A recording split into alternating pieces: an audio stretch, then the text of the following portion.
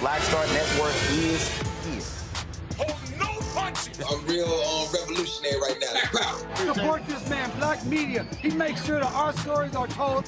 Thank you for being the voice of Black America, Roland. Stay black. I love y'all. All momentum we have now, we have to keep this going. The video looks phenomenal. See, this difference between Black Star Network and Black-owned media and something like CNN. You can't be Black-owned media and be scared. It's time to be smart. Bring your eyeballs home. You dig?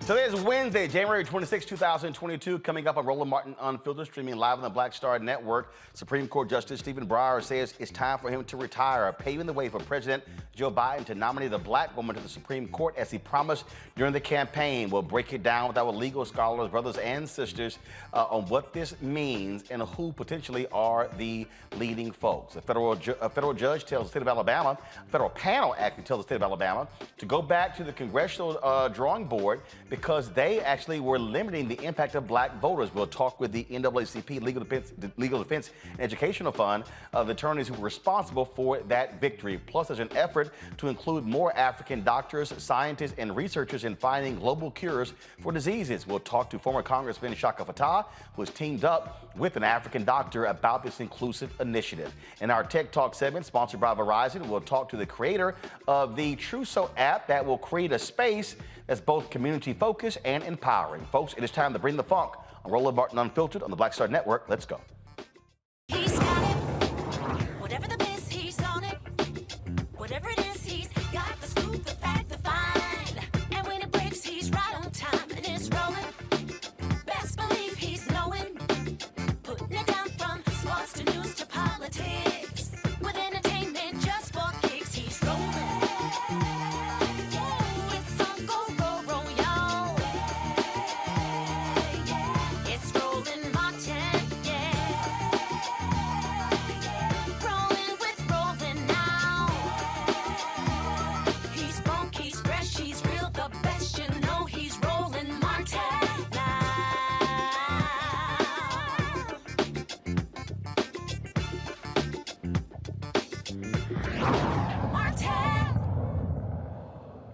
The senior-most Supreme Court justice says he is stepping down. Stephen Breyer, who's 83 years old, plans to retire at the end of this term or until the Senate has confirmed his replacement. Breyer was appointed to the bench by President Bill Clinton 27 years ago. His retirement allows President Joe Biden to appoint a new justice.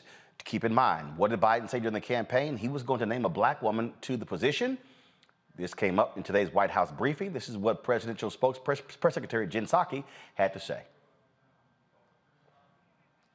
Sorry, folks, I thought we had the soundbite there. So we'll talk about this. We'll play that for you in a little bit. We're going to talk about this with our panel. Ellie Mistel, Justice Correspondent for The Nation. Damon Hewitt, who's the President, Executive Director, Lawyers Committee for Civil Rights Under Law. We also, of course, have Candace Kelly, a legal analyst, and we'll also be joined by attorney Monique Presley, who's also a crisis manager. Damon, I want to start with you. I know you have to go. You've got a heart out there.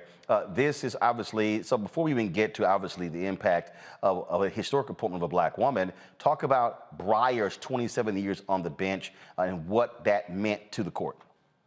Well, look, Breyer has been a lion, a dean of that bench, certainly the so-called liberal wing, even though he's been among the more moderate of them. His voice and his vote has been critical from his, eloquent lectures, diatribes, and interrogation from the bench and his questions to counsel, to his reputation for fair-mindedness. Because one thing no one could ever say about Justice Breyer is that he was trying to engineer a specific outcome. He was always fair, and he was usually, in my view, on the right side of justice and racial justice at that. So he will certainly be missed. That said, it is time to make room for new voices, that embrace what I believe is a more progressive and expansive notion of what the law is and what it can be for black people. Obviously, a lot of people were highly critical of Justice Ruth Bader Ginsburg for not stepping down when President Barack Obama was there. She passes away when Donald Trump is president, paving the way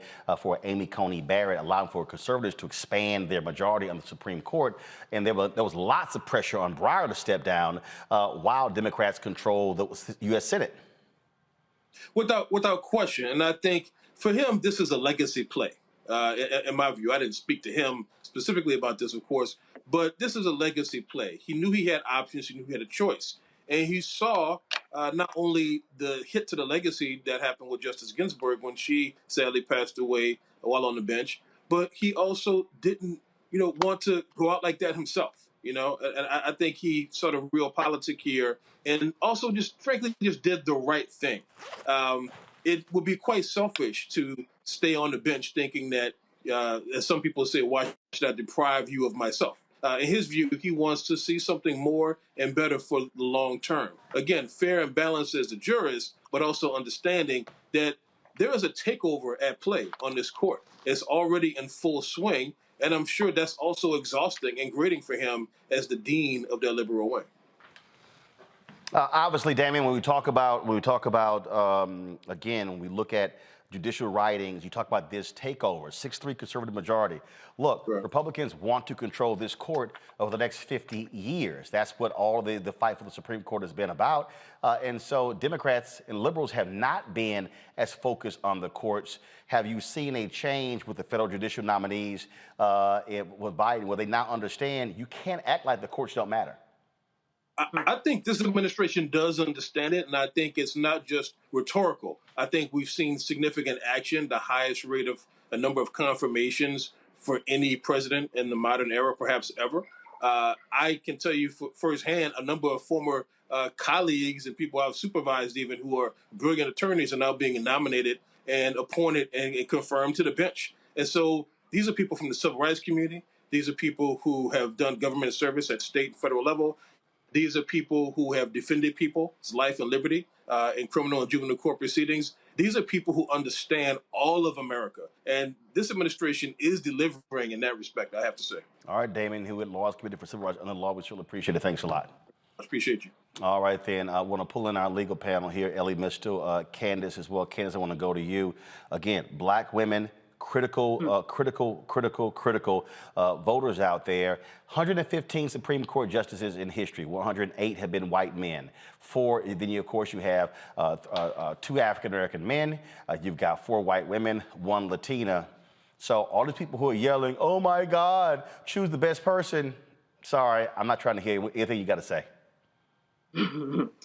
Listen, when we have a black woman that comes to the table, it's going to change the conversation. And this is something that, as you said, Joe Biden promised. And so we're going to look for that to happen. I also think that it served a great purpose for Justice Breyer to step down at this time. I think when we look at it politically, he's always talked, especially in the past couple of years, about how his role as a justice was not a political role, but we all know that being a justice is definitely a political role. This is why we have justices accept certain cases and they don't accept certain cases. Thousands come to the Supreme Court, yet they want to talk about affirmative action now for some reason, and that's been settled law of the land for years. Justice Breyer, I think it was a question of timing. He knows that a black woman, it's time for that to happen, and that by him sitting on there, it would have hogged the position and wouldn't have made sense. Remember, as you said, there was a campaign to get him off the bench. There was a car that was going around the Supreme Court that said, Justice Breyer, please retire. Justice Breyer, please retire.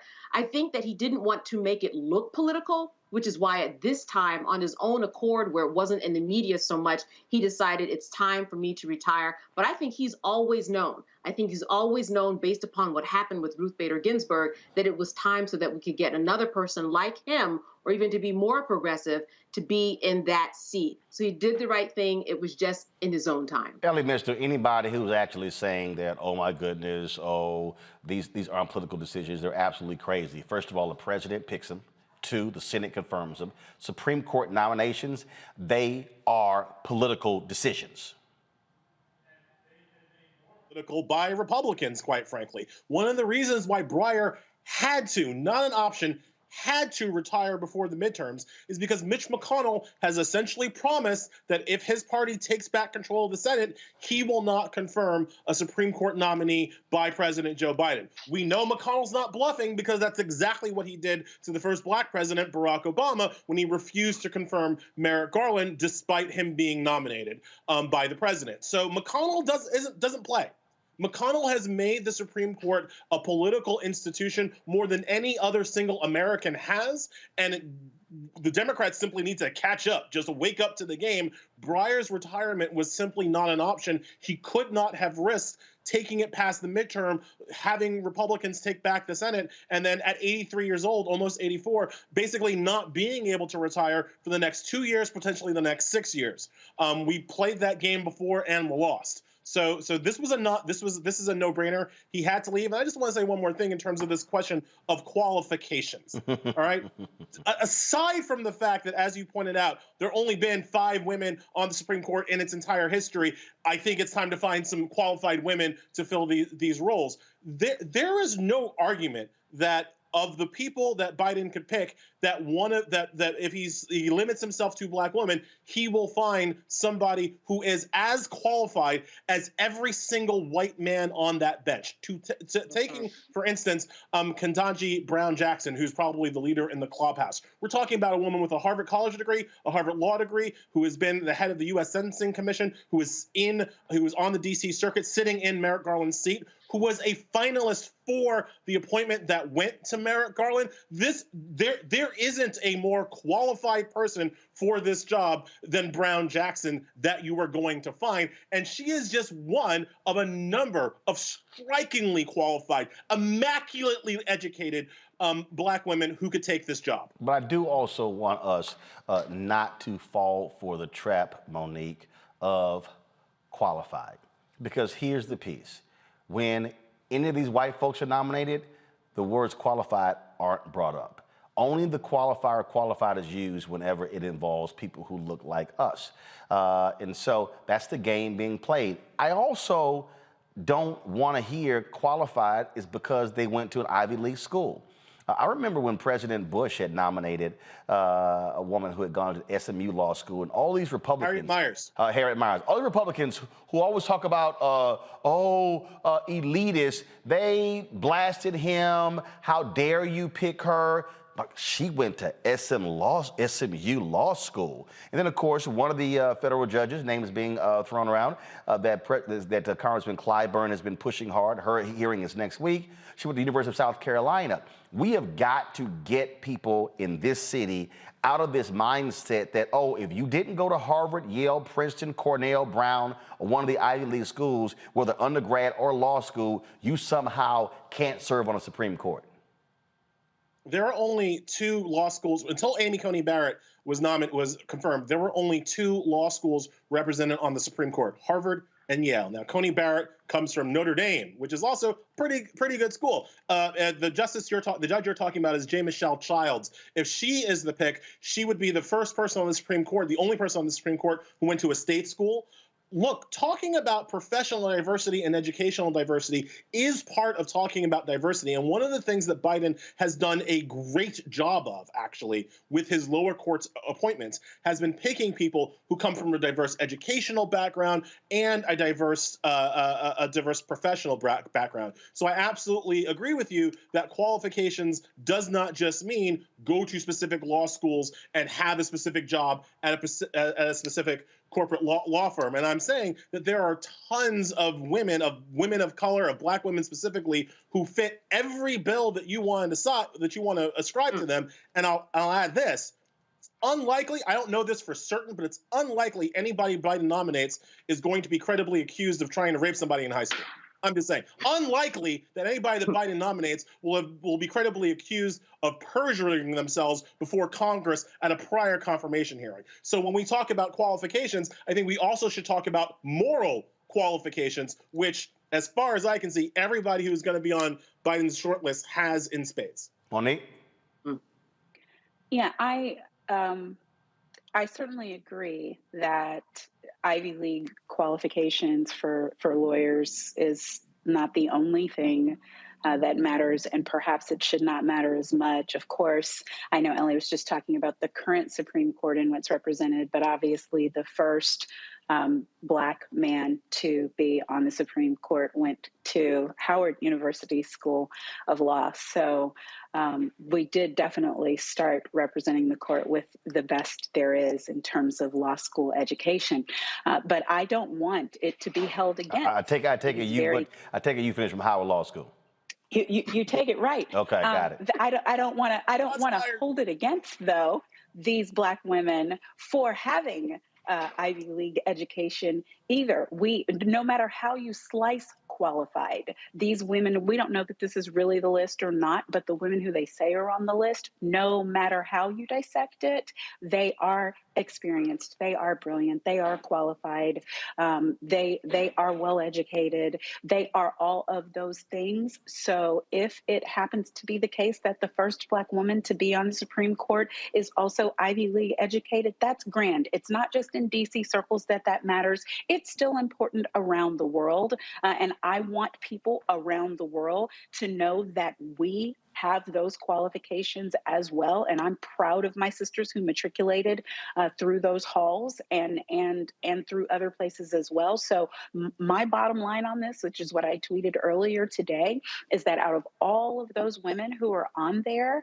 all of those qualified, brilliant women, if I have to put my full weight behind one, I'm going to put it behind the one that gets nominated. How about that? The one the president picks is the one I'm going to put my full force behind. Would I like it to be a civil rights lawyer the way that Thurgood was, the way that a couple on there are? Sure, because I am one. But what is important to me is that we not miss this moment getting picky, getting petty, building up fiefdoms, getting in camps, finding reasons one is better than the other. No. These women are badasses, every single one of them. And whomever it is will surely be better than the Gorsuches, the ACBs of the world. These last picks that have happened pretty much except for the two that Barack Obama still has on the court and the one that President Clinton put on the court. Other than that, they're far surpassing all of them, as far as I'm concerned. Dr. Pamela Hill, Assistant Professor of Social Work at University of Texas at Arlington. Look, I'm down for all of them. The point that I'm making, though, is we get trapped in these boxes, especially in the nation's capital, where they're very dismissive of folks who did not come through the same sort of schools. And so then it becomes, oh, those are the only credentials that matter. And so I want President Biden to look at a wide range of people, a wide range of sisters from different backgrounds, because that is important when you talk about serving on the highest court in the land. Yes, absolutely, absolutely. I totally agree. And, you know, we have to remember that Black women are rising in ways that we haven't seen in a very long time. We are seeing sisters who are making an impact at all levels, the local, the state, the national. We are seeing these Black women who are attorneys, who are becoming judges, who are making an impact and making decisions. And I think, you know, there's a fear. Of course there's a fear. So we want to be qualified. And who makes the decision of what's qualified?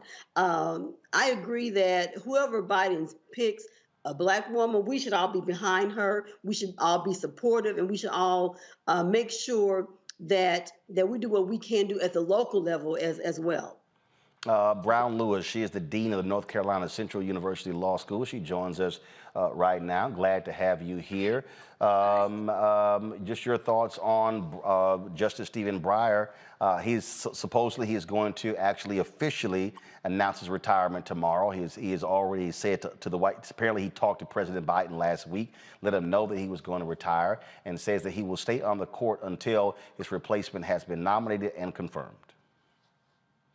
I think it's a great decision. I think that in the past, the Democrat nominees have stayed on a bit too long, and then you have a situation where the Republican president has to choose a predecessor. So I think to have this planned succession is a good thing. And so I was quite excited at the possibility of getting a Black woman on the Supreme Court. You mentioned that. Black woman, You mentioned that planned secession, Candace, when Justice Anthony Kennedy stepped down. He coordinated all of that and basically made it clear to Trump's folks, I'm going to step down, but you've got to put on my chosen person, Kavanaugh. You know, one of the things that Justice Breyer, what would do him good is to do the exact same thing and put his, listen, if he's not going to be a Supreme Court justice anymore, he can go ahead and be political all he wants because he's the person who knows what's good for the court. I also think that, you know, when we talk about those people who are qualified, we already know that the people who are already on the federal bench, one of the potential candidates is on the heads up in the California Supreme Court. We already know that they're immaculate. We already know that they wouldn't be there if they didn't have an immaculate background. Because they're Black, they have to be immaculate. That's another level of expectation that we're often held to. Well, they got to be perfect. But like you said, there are more perfect people out there. They just don't look the same way and have the same qualifications of others that are out there. Not only does Biden have to expand his search in terms of a Black woman, but as you said, the types of people and the types of backgrounds that we bring to the table. Because times have changed. You know, the issues that we're dealing with, abortion rights, gun rights, so many rights that we are dealing with, affirmative action, all of these things that a Black woman specifically in this world in 2022 would have special experience and bring to the table.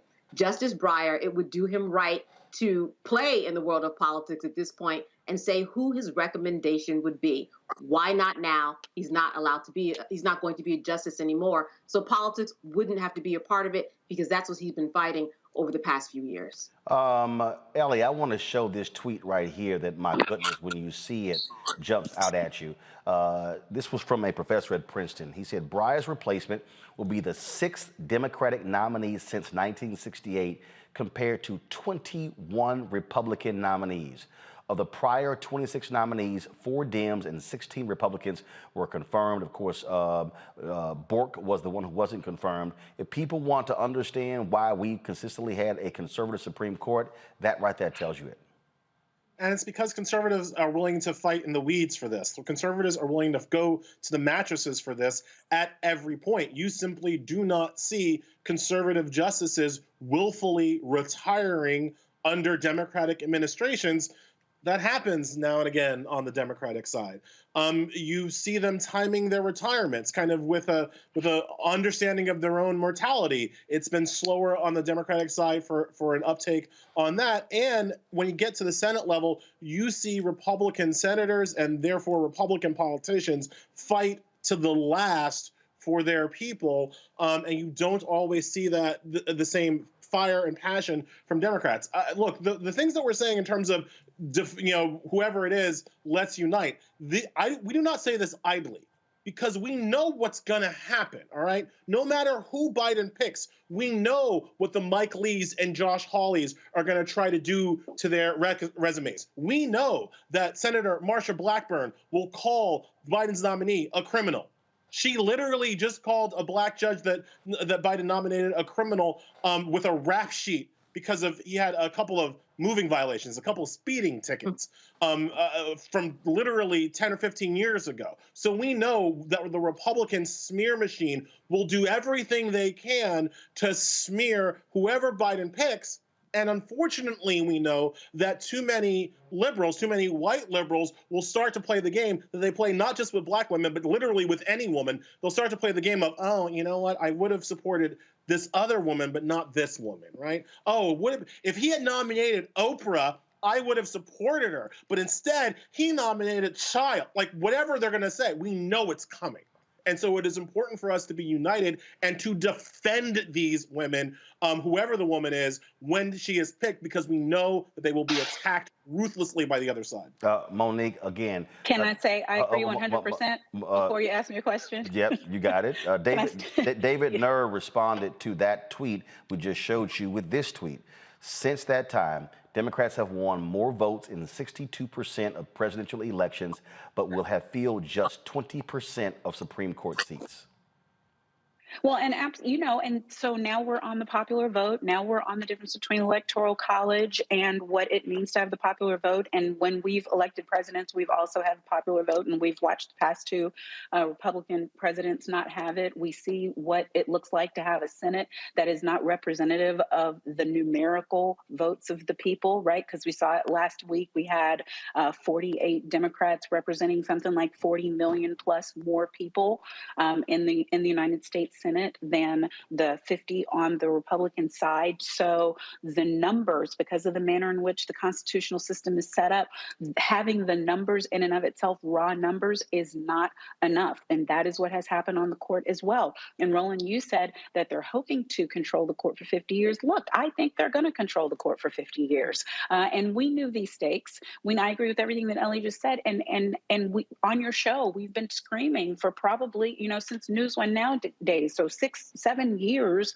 we've been saying, but the courts, because the Republicans have been fighting the fights that matter for a long-term strategy of deteriorating civil rights and of increasing their own power and increasing their own economic footing. So the oldest person on the court right now is the one who's about to retire. That's Justice Breyer. I believe he's 83. The next one, Clarence Thomas, is 73 years old, and Alito's 71, and everybody else after that is in their 60s, 50s, and 40s. Well, Thomas is 73. I think Alito is 70. Yes. And Roberts is 65. 71. Right. So that's what I'm saying. 60s and 73 is not old, and 71's younger. You know what I'm saying? Right. So we're looking at least a strong stretch of 10 plus years. Right. Maybe more.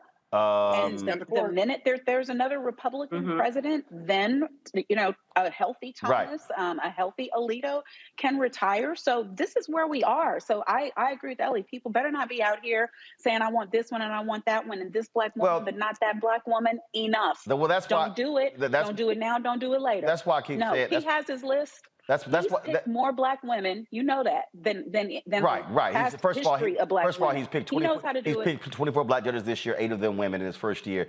The thing here, again, what we talk about on the show all the time is that elections matter, Dr. Hill. And when you look at the elections are very simple, and that is, you replace Breyer, conservatives still hold a 6-3 lead. Let's say Thomas retires. Okay, even if Democrats are still in the White House, it's now 5-4.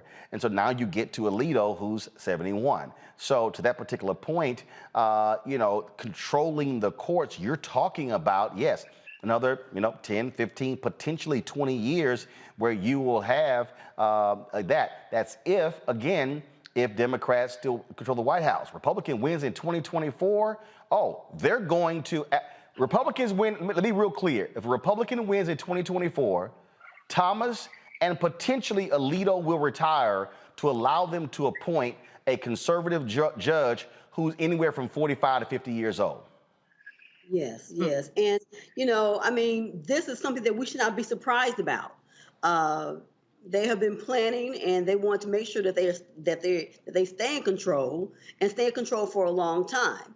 And we just have to, again, we have to make sure that we support whoever is nominated, and that we again, keep our voices high and pay attention to what's going on, and get as many black people, black women specifically, in any position to make these decisions.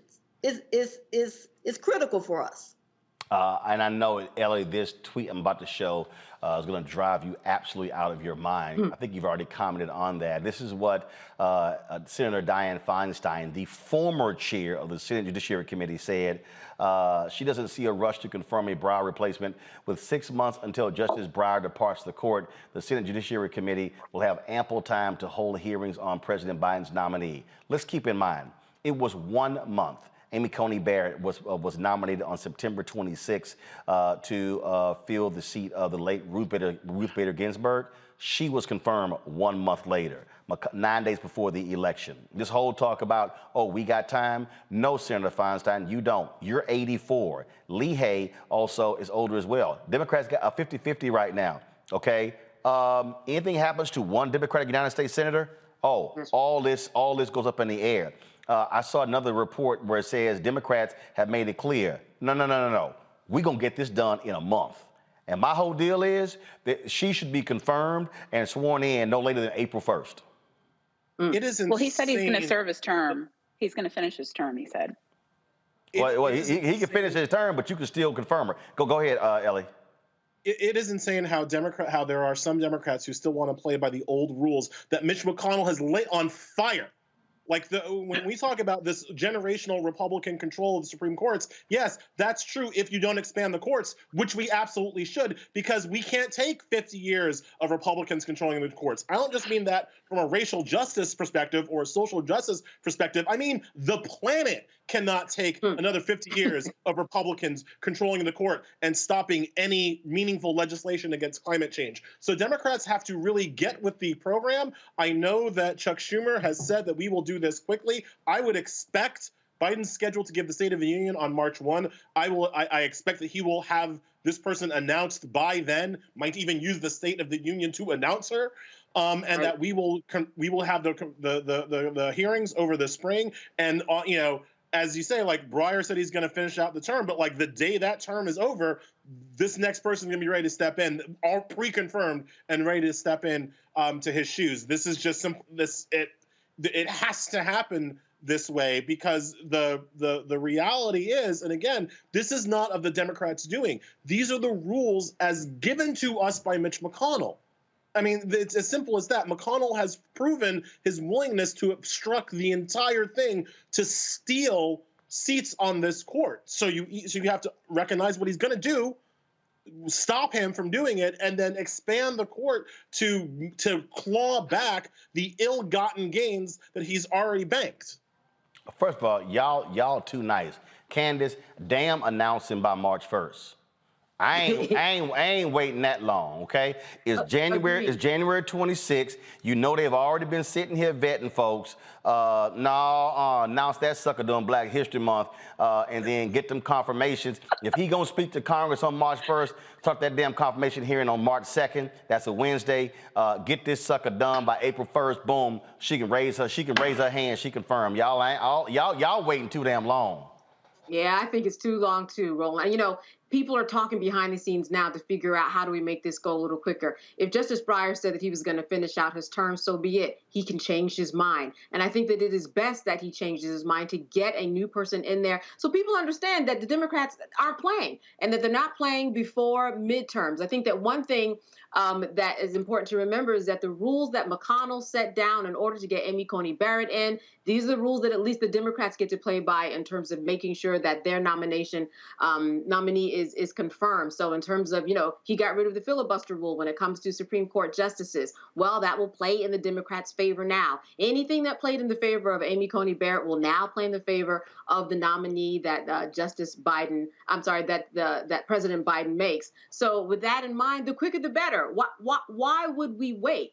As you said, so much could happen when we wait. With this 50-50 split Senate, Kamala being the deciding vote, one person can make all the difference in terms of just upsetting the balance. Why not do it now and get it out of the way? Tick-tock, there's a calendar that we need to beat here. Dean Lewis is back. Dean Lewis, glad to have you. So again, what we're dealing with here, and I make this point all the time, and people sit here and they, oh man, and I love these people who say, Roland, why are you always trying to push us vote Democrat? No, I'm looking at policy. And when I look at policy, Republicans have made it perfectly clear the kind of judges they want. They have, the Federalist Society was created. It was created to utilize the, quote, elite institutions to bring in hard right people to serve as clerks, to graduate, to then put on the bench. And so when you see Kavanaugh, when you see Gorsuch, when you see Amy Coney Barrett, when you see all of them, this is a system that they put in place to do this very same thing because they are still pissed off with Brown versus Board of Education. They're 1 and 2. They're pissed off with what took place during the Civil Rights Movement. And so people out here who keep saying, man, this stuff don't matter, these are individuals who outlast multiple presidents. Folk got to understand why it matters when you vote, how the Supreme Court comes into play. Exactly. And they impact every aspect of your life. Supreme Court is the most powerful body in the country because they make decisions that impact education, impact health issues, what you do with your body. And like you say, they're supposed to be not political, but they are political and have lifetime appointments. That's a lot of power to give to 9 people who do not look like society. They don't reflect the diversity at any level in society. Look, it is what we're dealing with here. It really is monumental, Dr. Hill. How, in your estimation, how must this be conveyed to the average voter? What Dean Lewis, what she just said, in terms of getting people to understand that you may not think these 9 folks in those black robes don't impact your life, but there is nothing in your life that they don't make decisions on. I think it's a lack of understanding how government works. Some people missed that when they took that government class in college about how the system works, and not understanding that these people make decisions that affect our lives. And if they're going to be there for 50 years, they will also affect our children and our grandchildren's lives. So we have to educate us on what it means when someone is appointed to the Supreme Court, because those are decisions when it's at the high court. My goodness, we have to be better educated, and I think those of us who know have to make sure that we teach others. But we got to start with educating Congress. I mean, I'll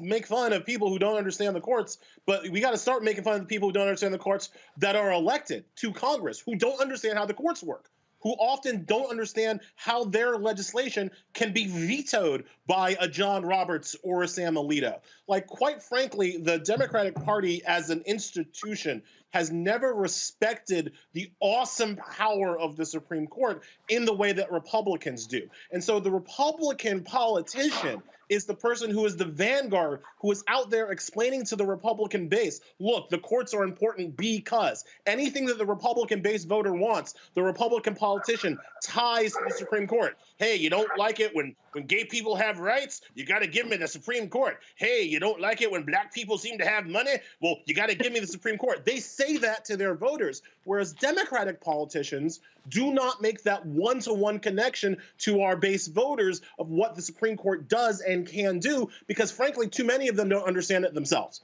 We want to think that all we got to do is elect a president and everything's going to be fine, and it doesn't work that way. And so you have to start with educating like actual Congress, and then have the Congress people be the ones on the front lines educating the rest of the people about how important this institution is. Well, actually, that was one of the things in 2016, Monique, that I was doing. I was sitting there going, look, I don't give a damn how you feel about Hillary Clinton.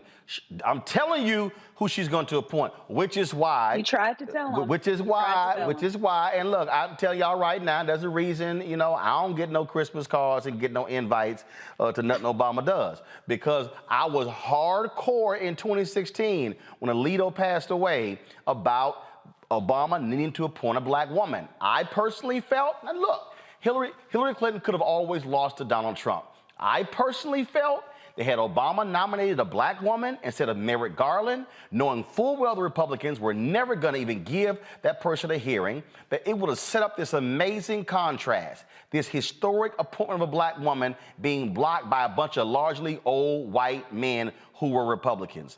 Folks would have been pissed off for 9 months, would have been on fire. No, he appoints Merrick Garland. And I'm sorry, in the history of the United States Supreme Court, there have been 115 justices, 108 white men. What, nobody about to go out and fight for another white dude? And so I'm sorry, they weren't.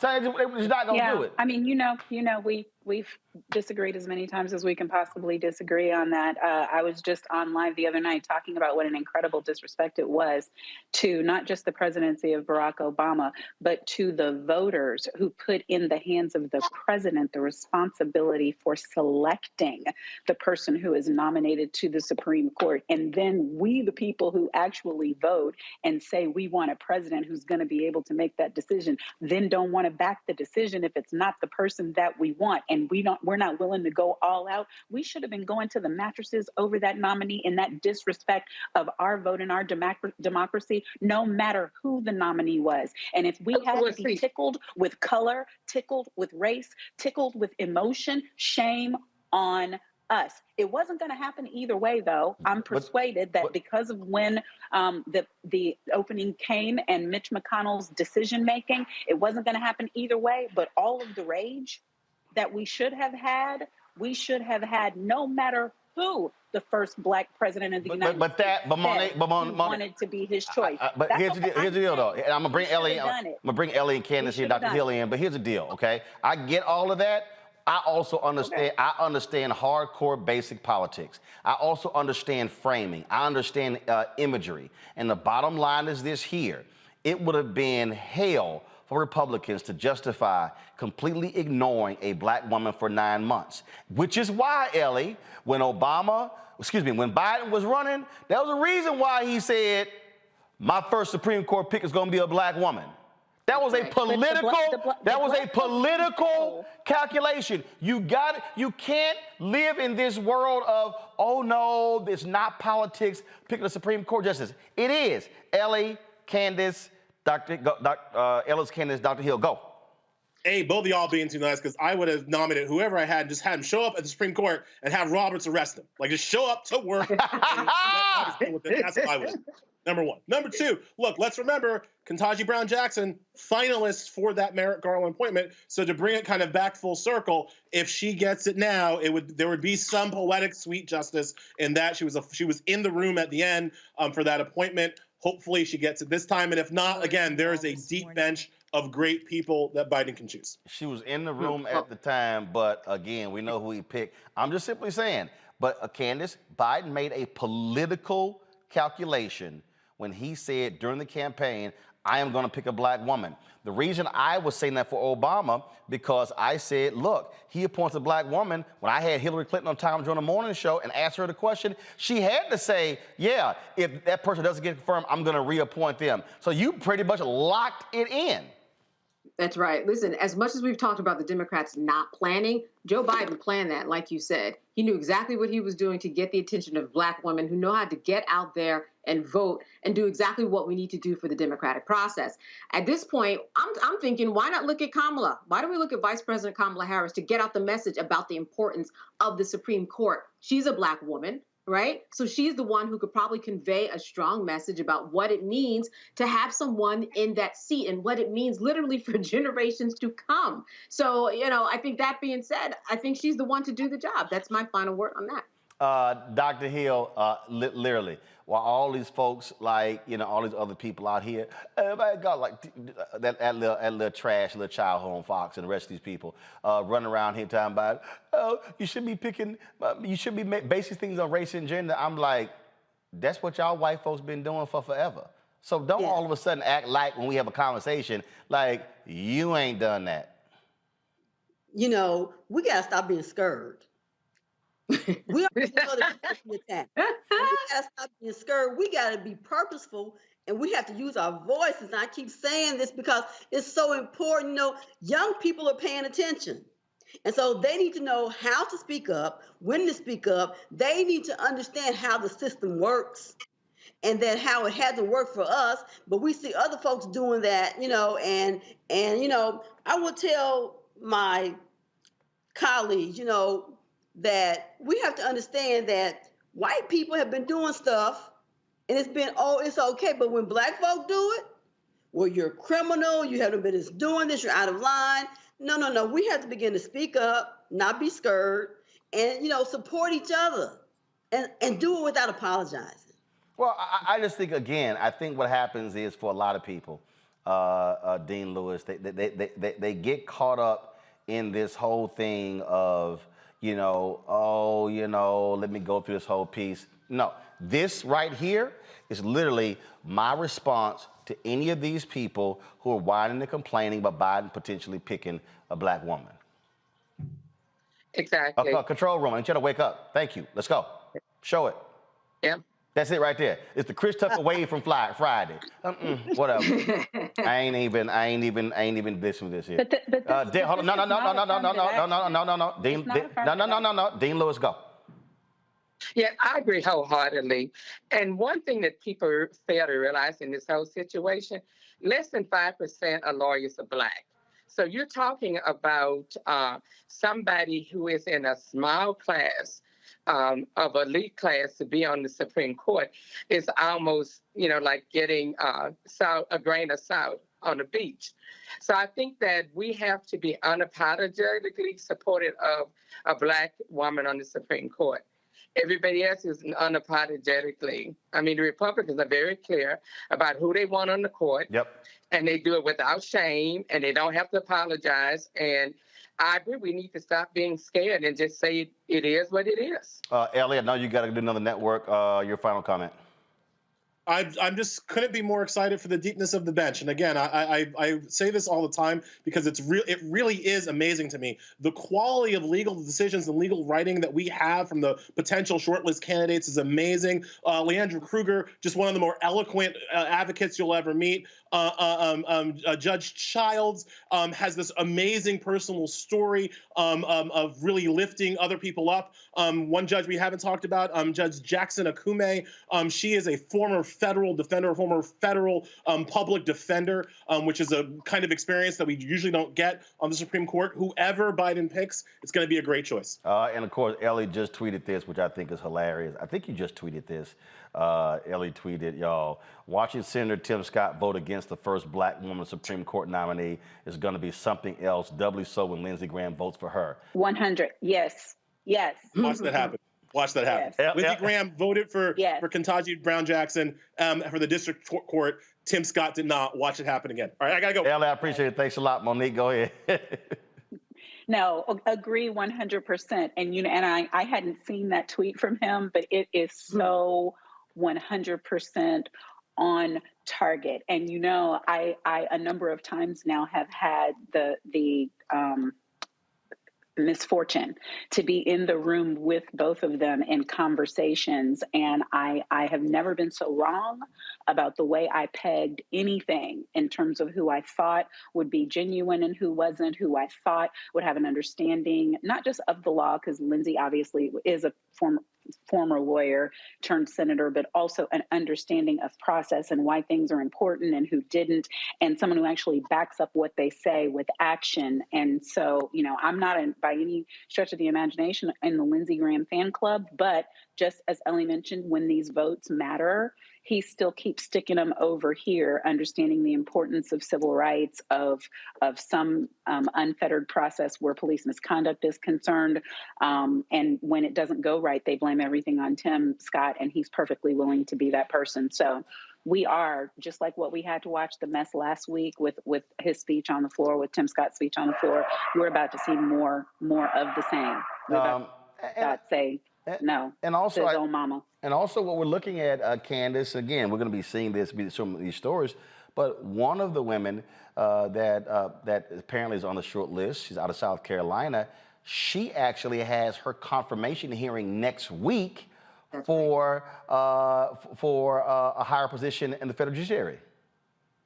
And you know what? This is great. I think because all eyes will be on her so that we can get a sense of who she is, get a little precursor, an introduction about the type of women that we are going to see in this process. And as you said, it's good for her to have that leg up, especially if she doesn't have that Ivy League background, which we're so used to. But I just want to say one thing. We were talking before about people getting to know the process. I think during this time, during COVID, people are really more aware of the judicial process and what the court system means. Because when it comes to masks, when it comes to having, a rent abatement stop, when it comes to things that have to do with COVID, all eyes have been on the Supreme Court for the past couple of years during COVID. And I do think at least with that, people are paying more attention. And like you said, people will be paying attention next week, especially after now that Stephen Breyer has made this announcement. And Dr. Hill, if you are Senator Joe Manchin and Senator Kristen Sinema, or you a Democrat, you better tread real lightly when it comes to who is sister that gets picked. Right.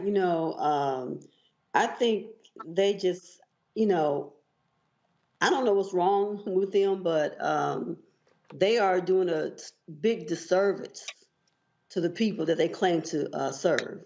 And so it will be interesting to watch to see how they proceed on this as well.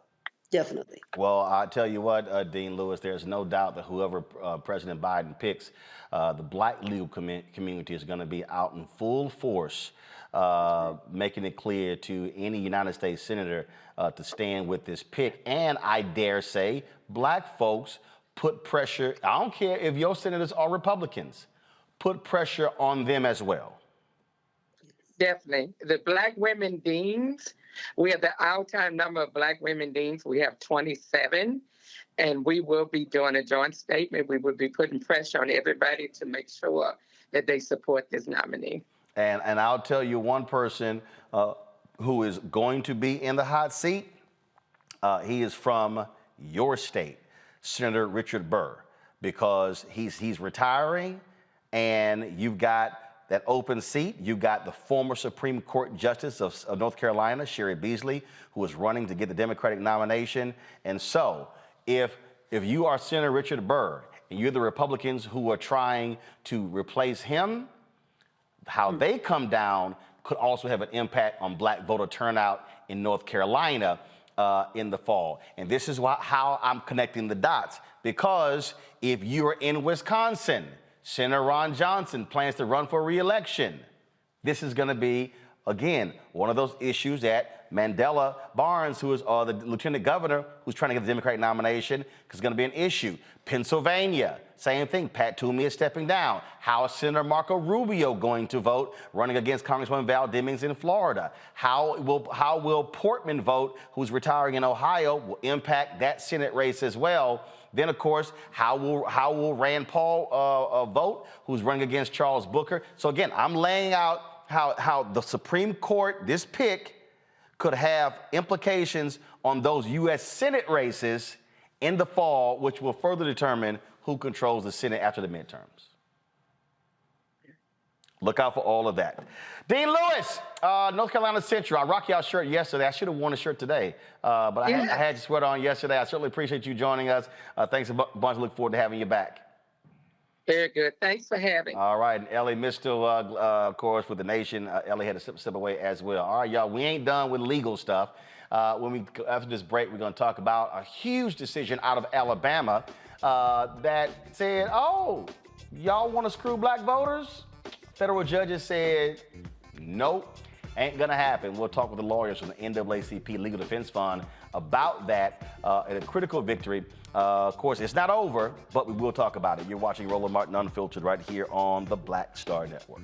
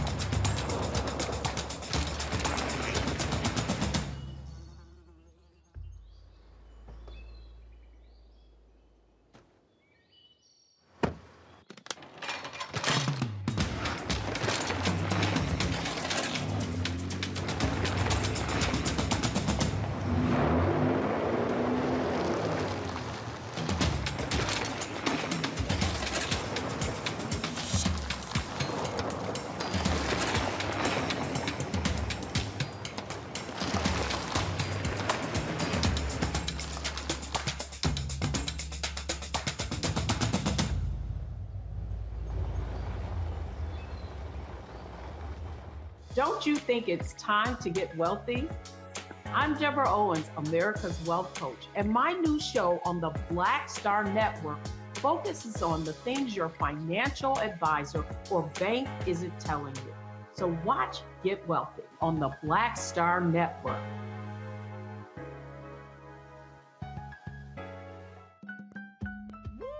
We're all impacted by the culture, whether we know it or not. From politics to music and entertainment, it's a huge part of our lives, and we're going to talk about it every day right here on The Culture with me, Faraji Muhammad, only on the Black Star Network.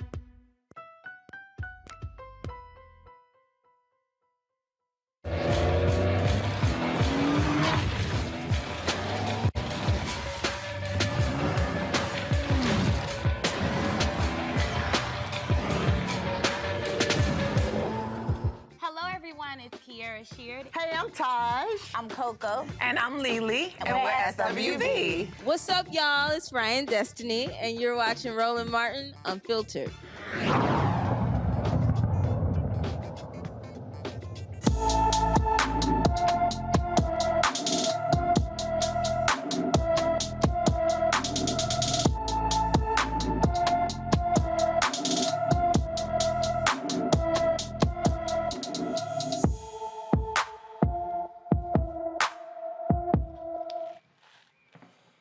All right, folks, Nasheem Tony has been missing for more than a week from Norfolk, Virginia.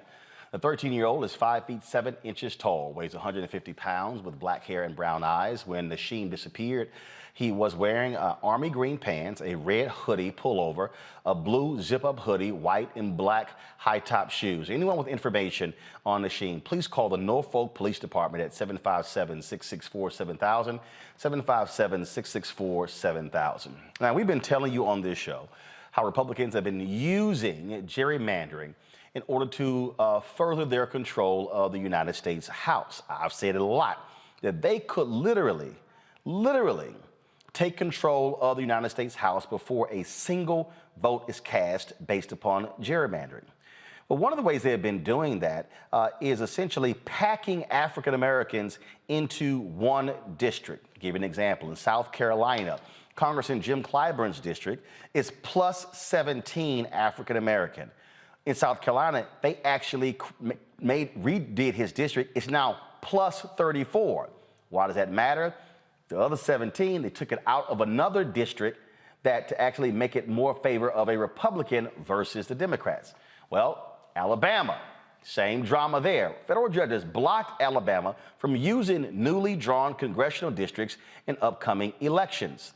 Folks, the three-judge panel concluded the state should have two districts, two majority black districts, or two districts with a sizable portion of the black electorate. Joining me now to talk about this decision is counsel for the NAACP Legal Defense and Educational Fund, Catherine Sadasivan, hopefully I pronounced that correct, who helped litigate this case. Catherine, glad to have you here.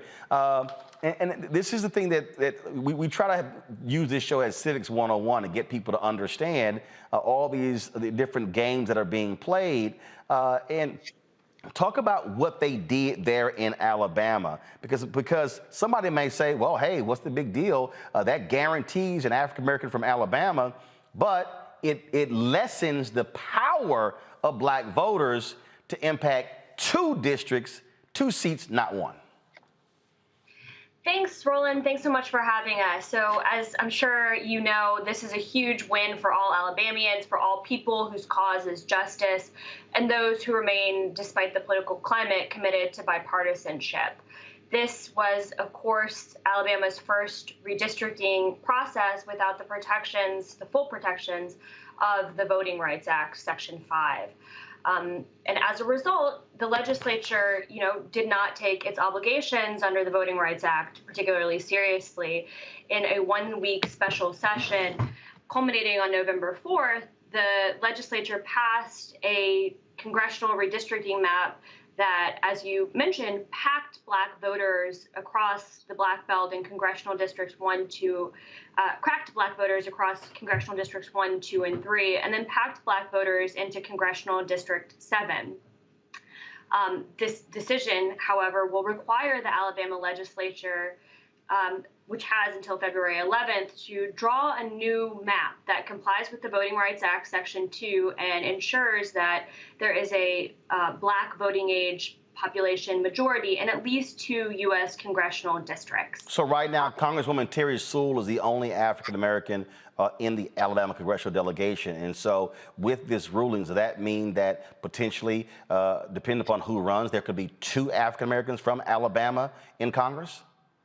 That's exactly right, Roland. And, it's important to say from the outset that Alabama, since Reconstruction, has only ever elected a Black member of Congress from that single congressional district from which Terry Sewell currently represents. And it was only after litigation under the Voting Rights Act that that district was created as a majority Black district to ensure that despite the racially polarized nature of Alabama's politics and voting accordingly, that Black candidates could win an election to congressional office. So yes, now as a result of the court's decision, which of course the state of Alabama is appealing, wasting tons of taxpayer money, despite the fact that this is a bipartisan decision, although it is a federal court, and of course one would hope that it would be not partisan. These were a 3-judge panel of 2 recently appointed Trump appointees and a Reagan appointee who took the time, 7 days of trial, to really listen to the case that the plaintiffs in Milligan and our wonderful partners across Alabama, alongside the Legal Defense Fund, put together in a 7-day hearing in January. And luckily, the court was able to hear the evidence, review the mountains of evidence and the experts that we put on, and came to the result that this was the quintessential case of a Section 2 vote dilution violation of the Voting Rights Act, and that it wasn't even a close case. Now I'm sure my panel is ready for some questions, especially my 2 lawyers. Candace, Kelly, I'll start with you. Well, I'm just wondering how you feel about the fact that there were 2 Trump appointees that were on this case that decided that this violated the Voting Rights Act. What does that say for the future when we think about a Trump appointee and any Republican appointee? Even they recognize that this was a violation of the Voting Rights Act. I think that's a great question. It's something that we will, continue to harken back to as we continue to push forward in the courts. Of course, LDF is committed to continuing to fight Black voter suppression and all methods of injustice in the courts, despite, the kind of turn of the federal judiciary recently. And I think this case, we put together an extremely compelling case. I don't emphasize the hundreds of pages of briefing that we put in, the numerous experts and expert testimony that the court considered. And of course, this is not something that we can continue, or that Black voters or the Black voting public should be continued to be forced to undertake in order to get some measure of justice. So, it is a huge and important win. It is a recognition on the part of, even some partisan members of the judiciary. And, I don't mean to suggest these judges were partisan, but it is, a bipartisan decision that reflects kind of the overall strength of the case and the nonpartisan nature of the cause that we put forward.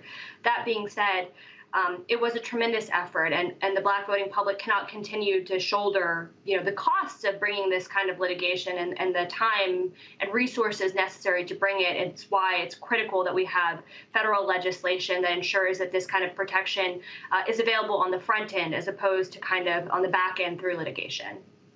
Monique.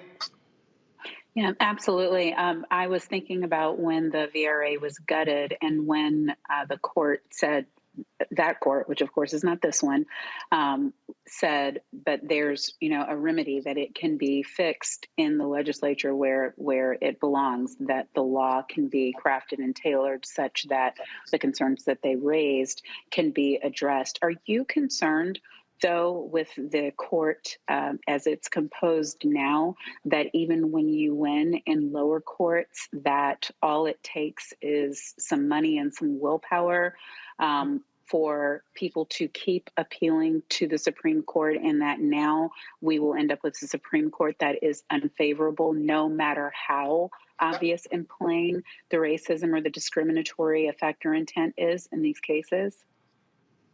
That is another fantastic question, and you all are probably, as well positioned or better to answer these questions than I am. But, I think that the Supreme Court's authority is greatly undermined when it engages in judicial activism. The Supreme Court's democracy jurisprudence, in particular, has, I think, undermined confidence of the American public in the court's impartiality.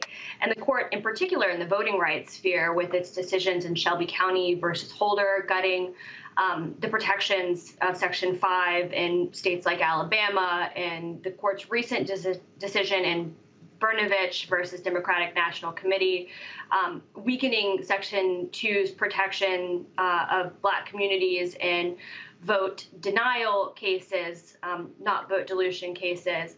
But I think Milligan, this case that we're talking about exemplifies how racial discrimination in voting creates unique blockages in the ordinary majoritarian political process that the federal courts are actually uniquely positioned to address. And I think for public confidence in the impartiality of the Supreme Court itself, it's really critical that the court takes this opportunity to consider the merits, because there will be an appeal to the Supreme Court, and that it declines to engage in the judicial activism it has in the past to not continue to prevent Black voters from engaging in the American political process. Dr. Hill. Yes, we need you in Texas because we are having the issues where, yeah. But what do you think that the outcome will be if this will affect other states? So what will the impact of this case be in similar lawsuits that I'm sure y'all are undertaking in other states? We are continuing to fight to ensure this decision and the court's remedy continues. So our, kind of first, or at least my first cause of action is to ensure that this decision stays, and that to the extent possible, we do everything that we can to, not allow the Supreme Court to use this opportunity to engage in judicial activism to gut protections designed to protect Black voters. But, more broadly, we are considering how this should be, an example in other states. I think we have seen the kind of arguments that certain state legislatures put forward to justify packing and cracking Black voters, and to claim that, compliance with the Voting Rights Act in creating majority Black districts is actual racial gerrymandering, which it is not. And so I think we are better prepared to deal with what is to come. I think we have good case law, good facts, good people in our team, and, the LDF, the Legal Defense Fund, is in this fight, and we are ready to continue to carry it forward, both myself and my many wonderful colleagues. All right, Catherine, we appreciate it. Thank you so very much. And as I always used to tell Kristen Clark, which ran the Lawyers Committee, always you got to let people know how they can support the work of the LDF. Yeah, absolutely. Thank you so much for having me. I really appreciate it. To support us, I think, just keep following us, keep, donating to Black-owned businesses, and, contacting your senators and asking for them to really stop blocking voting rights progress. Catherine, you got to give y'all website to donate. Ooh, yeah. I'm trying to help you. I had you the same thing to Christian. All that you said is fine, but you got to give the LDF website and say, hit that donate button. That's right. I have much less experience than Ms. Clark. So NAACPLDF.org. We look forward to seeing your donation and hearing from you soon. Thank you so much. Every time you do TV, hit that donate, Catherine. I appreciate it. Thanks a lot. Yes, sir. Thank you. Thank you very much. And yes, I'm about to send Damon Hewitt a text message because he didn't do the same damn thing earlier. I'm telling y'all, I'm trying to let them know how you do this thing. All right, y'all. I got to go to a break. We come back. Man, wait till I show y'all. This idiot who DeSantis picked to be the Surgeon General of Florida. Oh my God, how stupid this man is.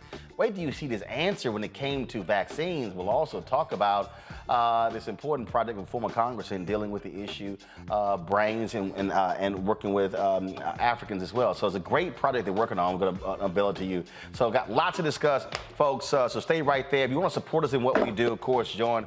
First of all, download the Black Star Network app. You know, we've already passed 25,000. Now we're trying to get to 50,000 downloads, which you download on all your devices, your Apple phone, Android phone, Apple TV, Android TV, Roku, Amazon Fire, Xbox, and also Samsung Smart TV. And please support us in what we do. Your dollars make it possible for us to hire staff, to get bigger, to grow. And so Cash App is $RM Unfiltered. PayPal is R Martin Unfiltered. Venmo is RM Unfiltered. Zelle is Roland at RolandSMartin.com. Y'all have already seen the promos. We're going to show 2 right now. Beginning January 31st, launching 4 new shows on the Black Star Network. Can't wait to do so. Deborah Owens is going to have her financial show. Then, of course, Faraji Muhammad is going to have his daily news show. And so after these commercials, we're going to show those promos. And so y'all get tuned because, again, we're building. And so when I'm telling y'all, hey, why support matters, downloading, but also investing, it allows for us to expand the platform to do it. I got some of y'all hit me up, tweet me saying, where's a legal show? Where's a cooking show? Where's this show? Well, all them shows cost money, okay? Ain't none of it free, okay? And so that's why it matters. So again, Cash App is RM Unfiltered. So support us there. Pull it up, pull it up. Come on, y'all, pull it up. Venmo is RM Unfiltered. Zelle is Roland at RolandSMartin.com. Roland at RolandMartinUnfiltered.com. PayPal is R Martin Unfiltered. Again, Cash App, $RM Unfiltered. We'll be back in a moment.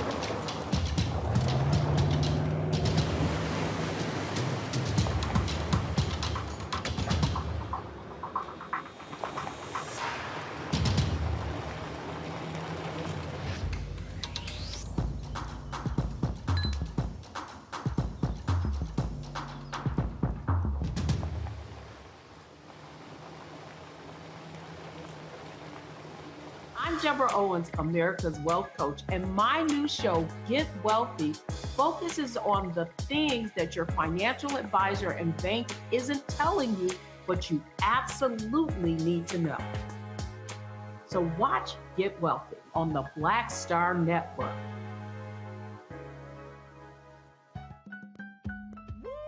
We're all impacted by the culture, whether we know it or not. From politics to music and entertainment, it's a huge part of our lives, and we're going to talk about it every day right here on The Culture with me, Faraji Muhammad, only on the Black Star Network. Hi, this is Essence Atkins. Hey, I'm Deion Cole from Blackish. Hey everybody, this is your man Fred Hammond, and you're watching Roland Martin, my man, Unfiltered.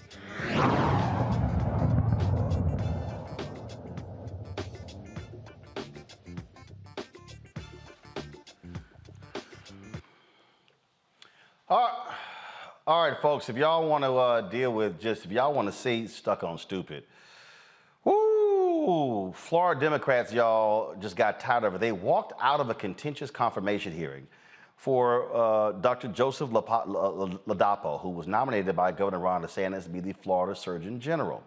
Democrats' frustrations rapidly grew as Ladapo, for his lengthy circular responses, where he wouldn't directly answer their questions about his background and the state's response to the pandemic. 5 times, State Senator Lauren Book asked Ladapo if vaccines worked against the coronavirus.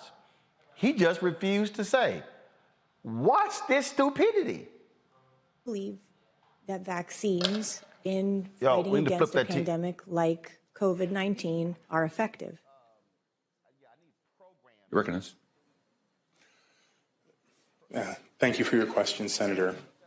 So, again, I would say that the the question is a scientific one, and it's one that is answered with data. So, the question is informed by data on specific outcomes and specific therapies. So that's the scientific question. Mr. Chair, just a couple more follow-ups. Just a yes or no. Do vaccines work in fighting against COVID-19? Yes or no? You're recognized. Senator, I as a scientist, I am compelled to answer the scientific question, and I'd be happy to answer any specific scientific question that you have related to vaccines and COVID-19. Scientifically, do the vaccines work against preventing COVID-19? Yes or no? Recognized. Okay. Well, thank you again, Senator. So, yes or no questions are not that easy to find in science.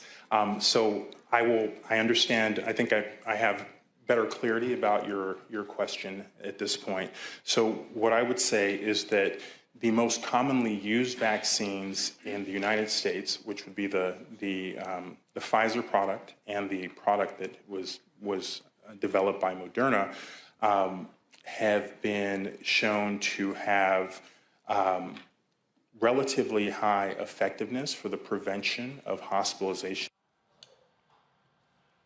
After the walkout, the Senate Health Policy Committee voted without its Democratic members to recommend that Joseph Ladapo be confirmed as Florida Surgeon General. I mean, how stupid can we be, Monique? I mean, Republicans don't care, but it's a scientific question, so I'm gonna give you a scientific answer. No! Yes or no? No, I mean, I kept giggling because all the things that we try not to say about Black folks when it's ham bone, that's what that was. And I don't believe at all that it had to do with stupidity. I think it had to do with the fact that he knew that he was in there to get that job because the Republicans who were willing to give it to him would not at all permit him to say what is true. Of course, vaccines work.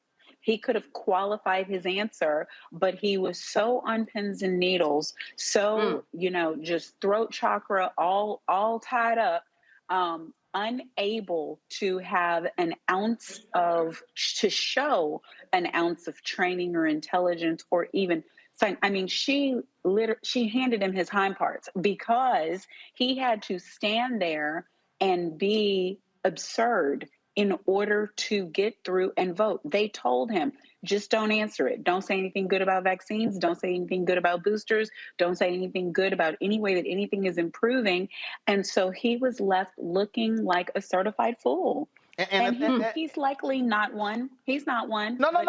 You're locked in. No, he's not one. And look, he has promoted unproven treatments. He opposes vaccine requirements. He opposes mask mandates. And Candace, we're talking about somebody who, I'm looking here, is the son of a microbiologist.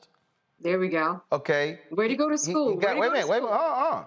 Got his degree in chemistry from Wake Forest. Dude got his MD from Harvard Medical School, his PhD from Harvard Graduate School, has been in internal medicine, worked at UCLA, and so this is somebody who was he's an anti-vaxxer. And so versus having the guts to say, I don't believe in these vaccines, on the grift. He just sat here, and that's why DeSantis picked him. And to your point earlier, that's why just because somebody has an Ivy League degree doesn't mean that they're the person for the job. And all I heard was him just saying words in a row. They just didn't even make sense. We don't have to be a public speaker necessarily to hold office, but you do have to make sense. You do have to, put some meat on that bone in order for people to understand what you are saying. Here, he was evading to the question to a point like was spoken that it was just absurd. He stood up there and just didn't answer the question, which is the whole point of this process. And then, and then there's some other things that matter with him. I'm not sure if we were going to talk about this whole idea of him lying, potentially being at the UCLA and treating COVID patients. And when people said, who worked alongside him or didn't work alongside him, said he wasn't treating COVID patients at that time. I'm not sure what he was saying, but it just didn't sound like the truth. And based upon a lot of stories that I've heard about him and his background, he doesn't seem to be a real truth teller. And we know that because he doesn't believe that vaccinations are the right thing to do. I just, Dr. Hill, to sit there and listen to him. I'm sorry, Dr. Hill's not there, but I don't know what to do. I'm sitting here going, I don't have confidence in your ass being a Surgeon General of Florida. I mean, trust me, if I'm listening to that answer, I don't want his ass talking to me at all. That's just me. All right, y'all. But again, of course, Republicans, they support him. Folks, in the nation's capital, hundreds of high school students participated in a walkout to protest for safer learning conditions in schools. Organizers of the Walkout Students for Safe Learning are asking the school district to provide necessities to ensure a safe learning environment. The list of demands include weekly testing for 100% of students and staff, accurate COVID data reporting, safer mealtime spaces, provide KN95 and N95 masks, transition to virtual learning amid the latest surge in COVID protocols and HVAC ventilation systems, weekly deep cleaning, virtual learning options for all families. The protest is the latest in a wave of walkouts by students in the cities across the nation, including Chicago, Denver, as well as Oakland. All right, folks, so Wyoming County has a new sheriff who's not tolerating racism nor discrimination of any kind. The first black sheriff in the state, Aaron Applehans, fired a white deputy for tormenting and harassing a black deputy for years.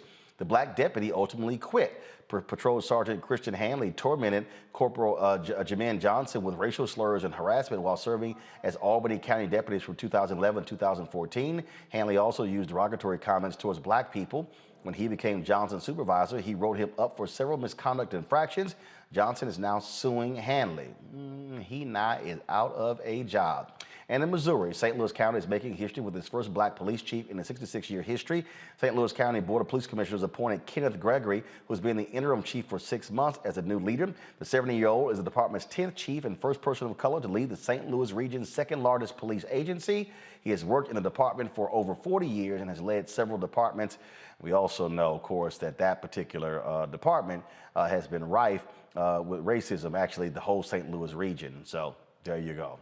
All right, folks, former Congressman Shaka Fattah of Philadelphia is leading the push for the research of African brains. In October, he called for the African Brain Research Fund during the Global Neuroscience Conference.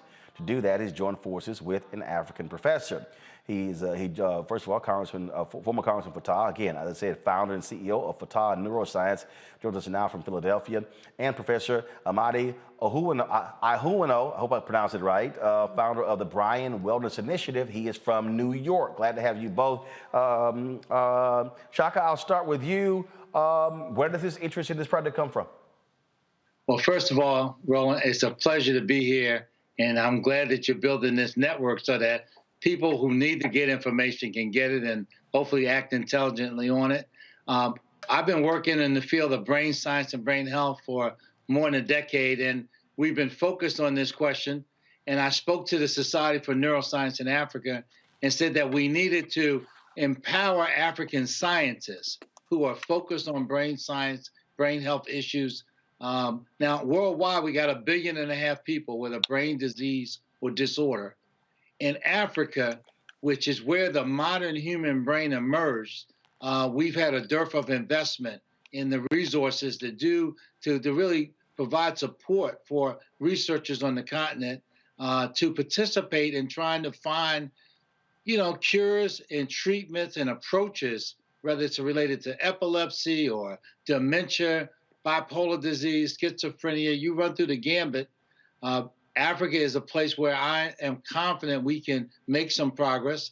And the leading African neuroscientist at the time running the society, Dr. Amadi, who's with us this evening, we've joined in a partnership so that over the next 5 years, we're going to be working to bring resources and bring relationships between the U.S. Brain Initiative, which I launched, which is now a $2 billion effort here in the United States, with another $4 billion in the pipeline, looking at mapping the human brain and trying to find the appropriate therapies for some of the challenges that we face, that we can marry up the U.S. effort, the efforts in the European Union and others, and really provide resources to a group of scientists who I think are closer to getting some answers because they're at the scene where the human brain emerged. They're in the environment where the brain was developed.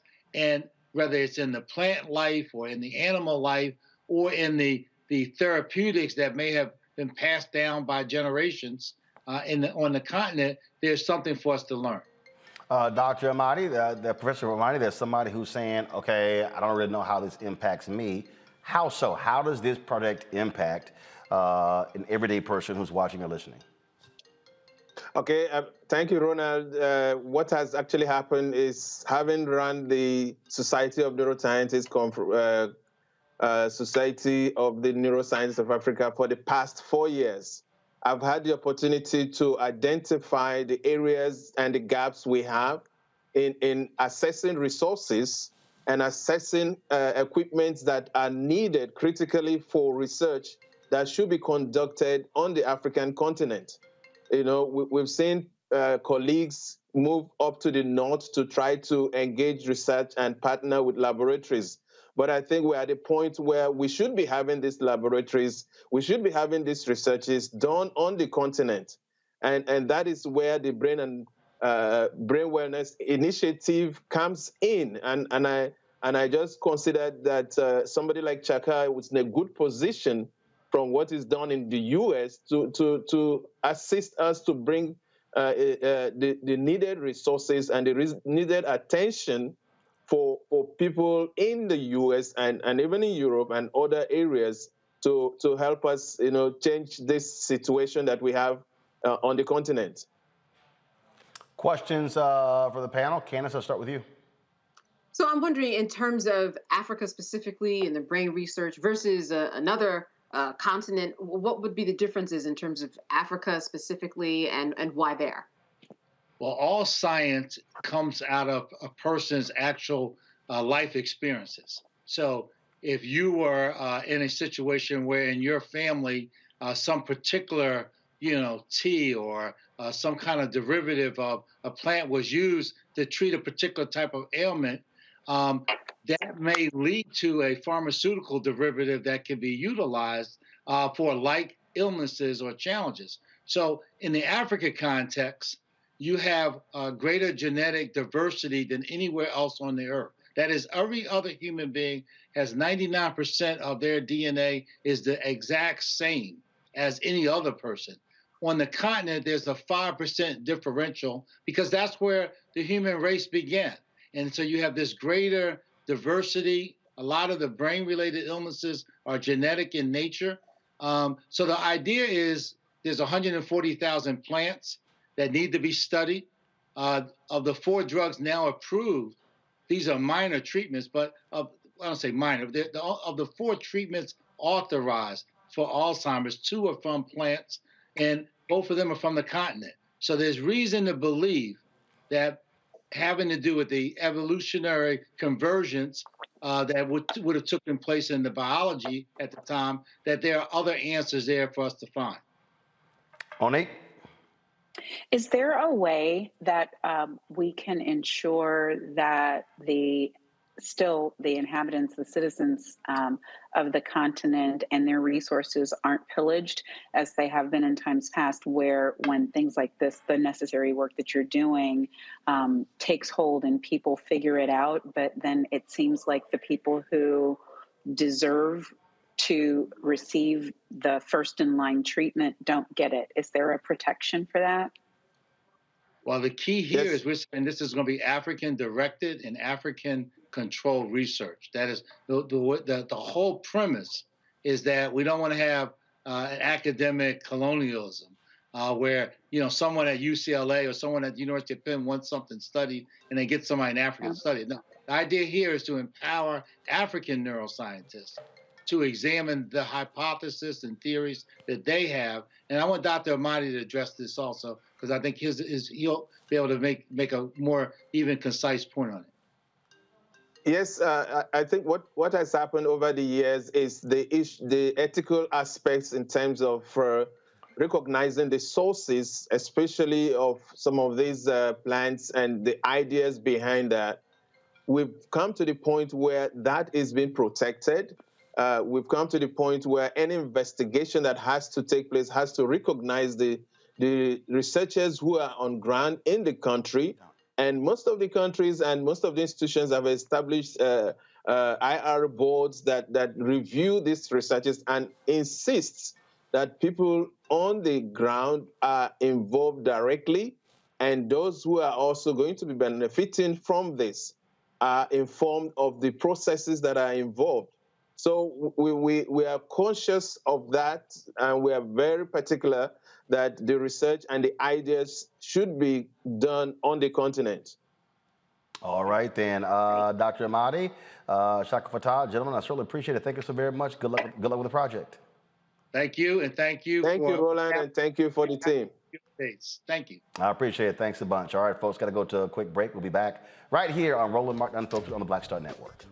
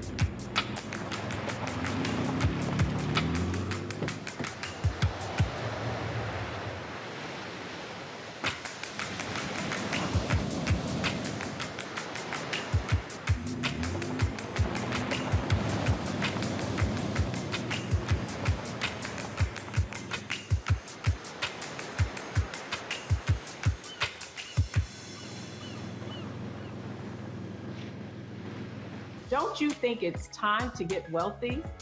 I'm Deborah Owens, America's Wealth Coach, and my new show on the Black Star Network focuses on the things your financial advisor or bank isn't telling you. So watch Get Wealthy on the Black Star Network.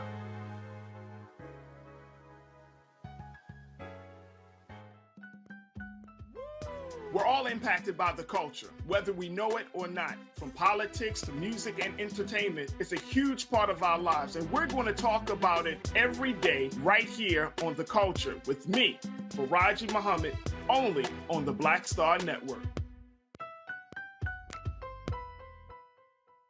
You know how some carriers give you so little for your older busted phone you just end up living with it?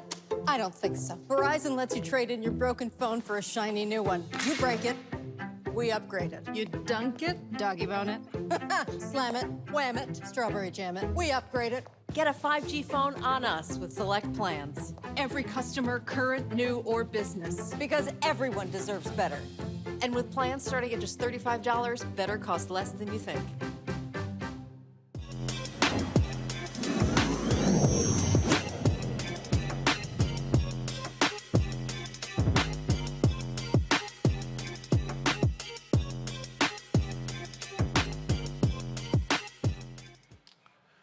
Well, of course, every Wednesday we have our Tech Talk segment, where, of course, presented by Verizon, where we talk to African Americans who in this space.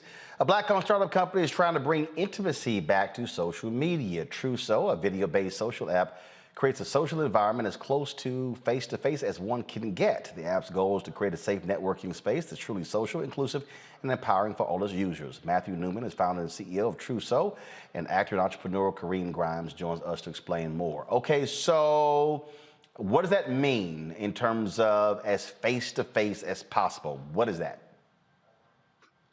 Good evening to you, Roland, and very happy to be here. Face-to-face, it simply means this, that what we found with Truso which simply means true so. With the rise of social audio only apps, we wanted to counter that structure by implementing a video social app that brings real people together for real conversations. We like to say that we are the virtual extension of the barbershop, the beauty shop, and the brainchild of the community. And those in the Black community, we know that what types of conversations happen in those spaces. And those are very intimate conversations. But because of the pandemic, because of quarantine, because of social isolation, we've been isolated from those spaces that we once called home. And so we wanted to create a virtual extension of that by introducing the Truso app to the Black community. All right, so this app, is it desktop based? Is it for iPads? Is it only phone? Where can we find it? Phenomenal question. So this will be a mobile application available from Android and iOS from jump. So straight out the blocks, we're rolling it out to both Android and iPhone users. Okay, and so it's allowing video chatting. So as opposed to, and so up to how many people? So you take, if you look at fan base, if you look at Clubhouse, which has audio, Twitter has spaces, how many people can be chatting with one another video-wise? Here's the beautiful part, is that to answer that question in this way, Roland, is that what we found was that social or audio-only apps have stages that are often crowded. So therefore, the voices of those participating aren't allowed to truly participate. And so what we've done is we've capped our stage to 4 people. That means up to 3 hosts and 1 participant can come up on the stage at one time. The room itself can range anywhere between 50 to 100 people to maintain the intimacy of conversation and open dialogue. Kareem, where's the app? I'm on my iPhone right now, iPad as well. Has the app launched? No, we haven't launched yet. We're still in beta, so we're doing testing right now. So that's where we're at with it. Pretty soon, we will be on iOS and as far as Android as well. Questions from my panel. I'll start with you, Candace. So can you walk me through, let's say that once you launch it, I get on, I want to start a conversation with the community. What do I add friends? Do I have to pay to be a part of this? And you mentioned a stage. So I imagine that it's kind of, you're trying to simulate maybe a conference or a panel discussion that has a real audience. What's the setup for someone like me that comes on and wants to maybe present information to an audience? How do I build the audience and how does it work? Phenomenal question, Candace. Oh, yeah. Kareem, you want to take the question? You can go and I'll add on. Okay, perfect. Candace, thank you very much for that question. So essentially, the structure of our app is just this. When you log on to Truso, you'll immediately be directed to a dashboard. And that dashboard is what we refer to as a dashboard of communities. So where when you register for the app, you have the ability to choose from several different interests, if you will, or communities that you will more than likely be a part of, whether that's business gyms, faith talk, tech talk, health and wellness tips, small business and entrepreneurship. Those types of communities and conversations are happening. Once you choose your community or the conversation that you want to be a part of, you jump into that community. We refer to them as communities, not rooms.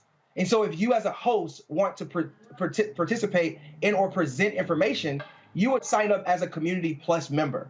And everyone currently within our protected network of beta testers and early adopters will have an opportunity to experience the app as a Community Plus member for free for life.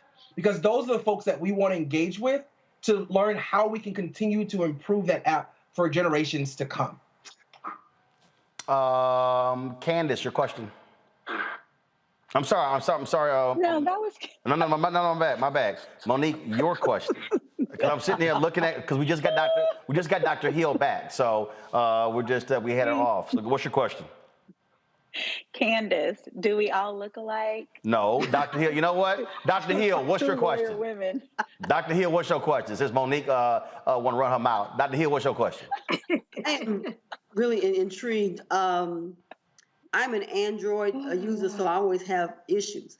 But with this app, I can just have conversations with my friends, or is it both video and audio? Can I take it with me? Is it going to be reliable? Yes. Yeah, so with Truso, we're rolling out on iOS iPhone as well as Android. In the beginning, Clubhouse didn't do that. You only had to have you had to have an iPhone to be able to get on there. But with Truso, you will be able to get on your Android. Just as you would take your cell phone any and everywhere, you can be able to log on to Truso and join a community or start a community yourself. So it will be, and you also have the option of audio and video. So if you don't want to be seen, you can go in and simply cut your camera off, and then you use audio. And if you do want to, be able to be seen, then you can just cut your camera on and you have that. So you do have two options. So when are y'all rolling this out? So right now we're in beta phase number 2. We'll roll it out to the general public on the Android, on the Google Play Store, as well as the Apple App Store, in more than likely the middle part of February. We want to make sure that we tackle Black History Month and introduce this during a prominent time for us as a Black community. All right, then. Gentlemen, I appreciate it. Look forward to checking out the app when you launch it. Thank you very much, brother. Appreciate you, man. Thank you. Thank you. Appreciate it. Monique, you don't get a question. All right, y'all. Former Baltimore Mayor Catherine Pugh is out of prison.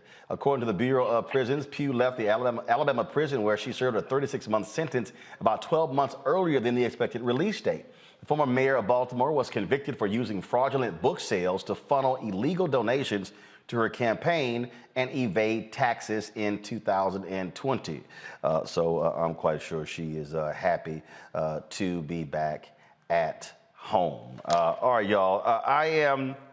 We've been, so yesterday on the show, if y'all saw, I had some lessons, if you will, for Dan Bongino, who is a conservative radio talk show host. He's really an amateur. And so he was a little bit upset because I took issue to when I said that he was leaving Twitter. He was leaving YouTube, and I tweeted that him leaving YouTube is like a pimple on an elephant's ass. It's really irrelevant. So Dan was angry, calling it censorship and misinformation. So y'all, here's what he did. So YouTube hit him with a strike. He then loaded the same lie on another channel of his. YouTube said, "No, player, that ain't how this works." So they have now banned Dan Bongino for life from YouTube.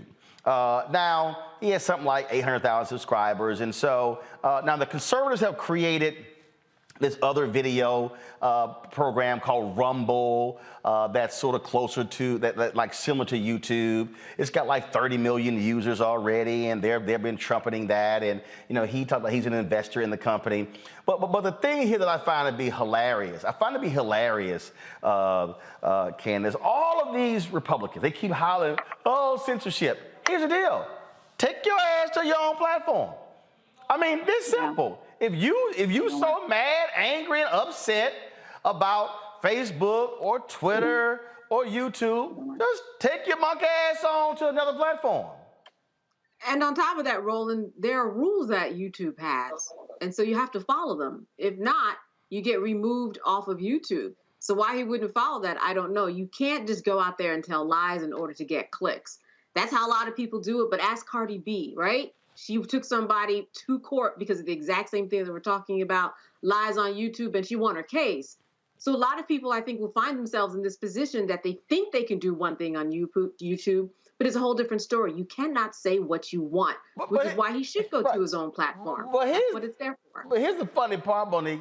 So Jason Miller, the dude who worked for Trump, he started his own social platform called Getter, also the one who wouldn't pay his child support when he had an affair with AJ Delgado, who was on the campaign of Trump. She had a baby, but he won't pay the money. He's been hiding his money. Yeah, I threw that out there because his ass is trifling. So he created a platform supposedly to allow free speech.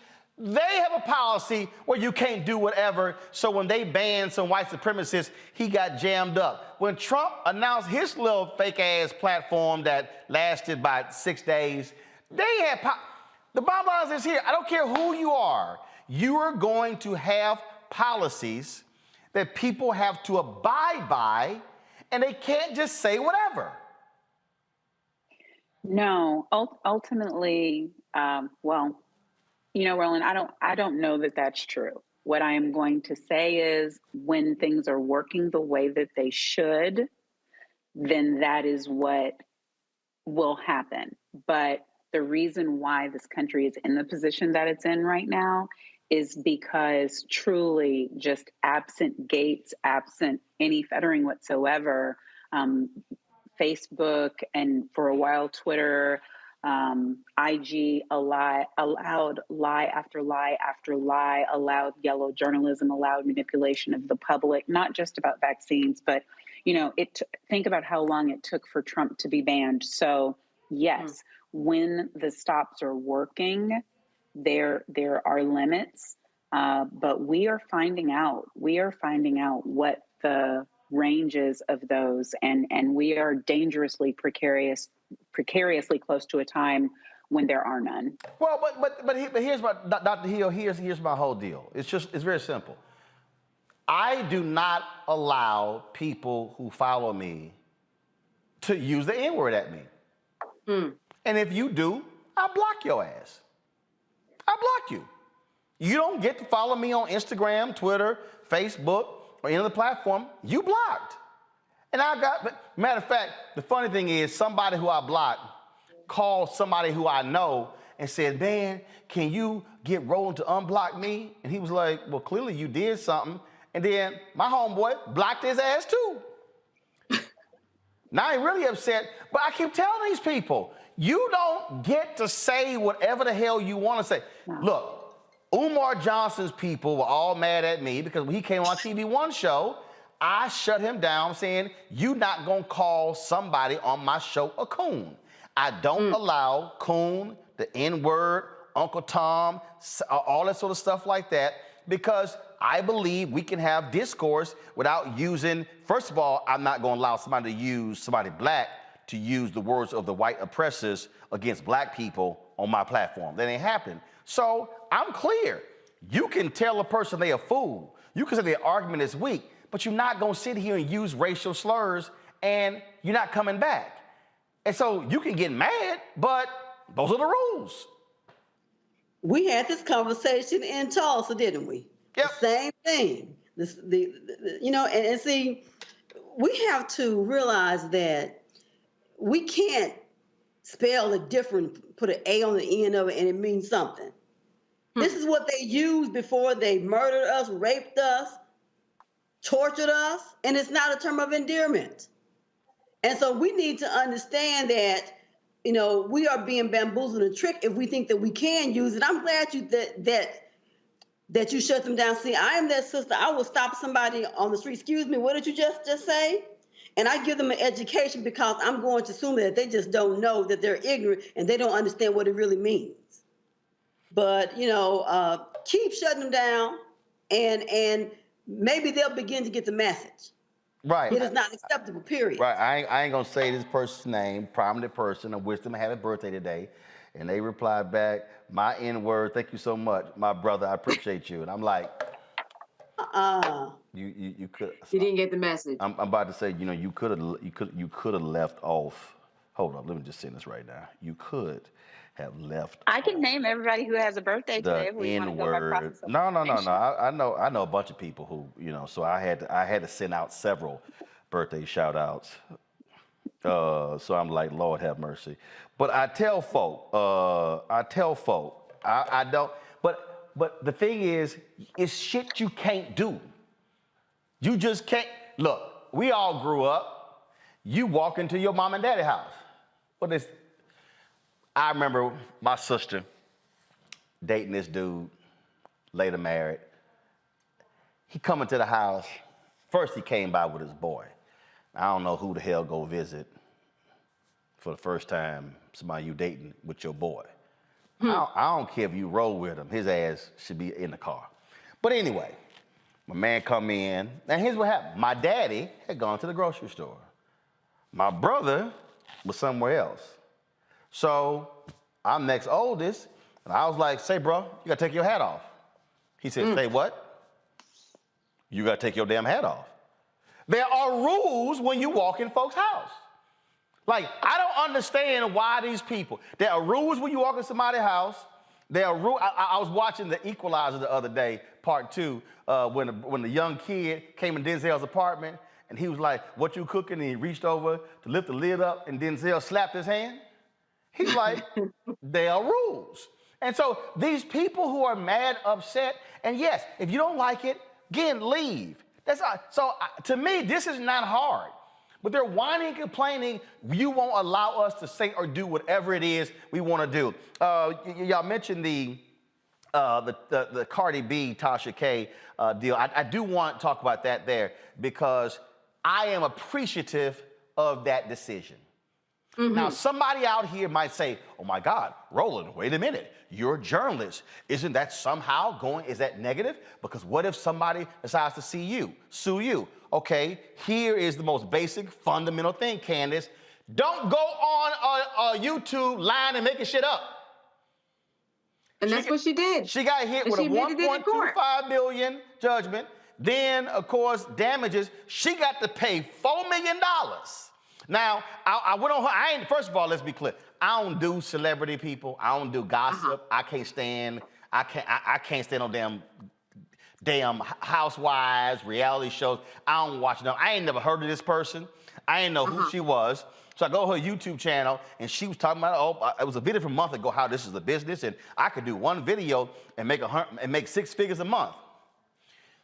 Well, based upon that settlement, your ass gonna have to do about 45 or 50 videos because you got to pay $4 million to Cardi B. And I'm glad Cardi B sued because there are too many people who are on these social platforms making stuff up about celebrities and prominent folk and thinking they can just lie and get away with it.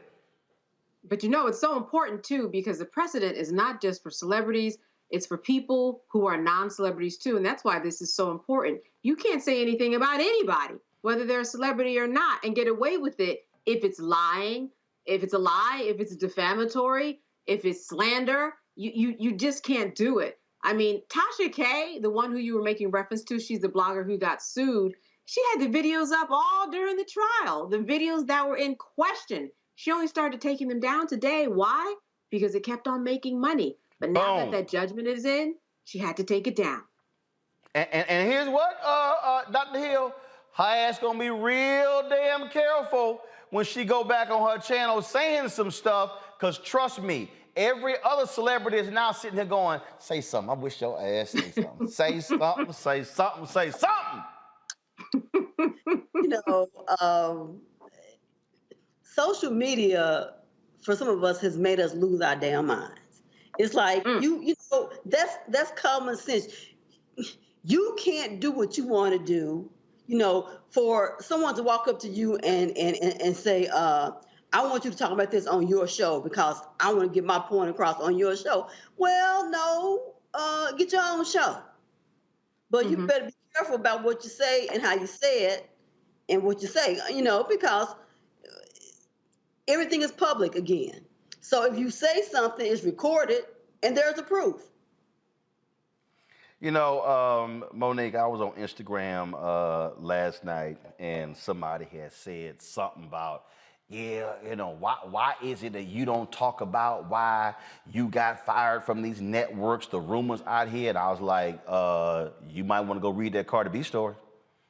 I said, keep saying some shit. I said, try me. Keep playing and see what happens. And this is the world we're living in. There are people, Monique, who think that they can just step out here, make stuff up, no factual basis, and then think it's, oh, well, the courts are, from libel, defamation, you're a person, who's in the public space. No. Step out here and lie and see what happened. I mean, this Cardi B decision, I think, is going to impact a whole bunch of people who are making lots of money, especially in the celebrity space, who make stuff up and lie about people. This is going to cause them to have to check their mouths, because if they don't, they're going to be unloading dollar bills from their pocketbook. That's right. Right. And that's why she tweeted, saying she needs to talk to to Your Royal Highness, to Meghan Markle, because they in different countries did the same thing, and it really is just a oh no you won't, because where Tasha K is concerned, she has usually gotten these witnesses who will testify and agree to interview, and everyone will say that the information is questionable, but it's someone else who is telling her the information, and then she's adding 2 and 2 together and making 6. And that's not journalism. And you can only try that but so many times before you run up against a real one, like a Cardi B, who's saying, no, I've got the time and the money to ensure that you do not do this with me. So lesson learned, and I am, for that reason, very glad to see it. Well, hell, as a lawyer, I'm sure you are. And you don't have to be a journalist, right? When you post. As an individual, I'm glad to see. I'm just, and again, all these people want to pull on the coat. You can't be running your mouth with all that gossip and think you're a journalist. Nah, that ain't flying. And the court smacked that down. They probably go appeal, but it's going to cost them more money. I say, Tosh K, go on right there and do about 40, 50 of them videos you say you can make 6 figures with, because you're going to need to pay that money to Cardi B. And I hope Cardi B come at you like the people that woman who owed 50 cents of money. He ain't get, what, she owe him like $36,000, and he dragging her every day. Girl, you better go ahead and cut that check. You better send him something via PayPal, Cash App, Venmo, or Zelle, or something, because he gonna keep dragging.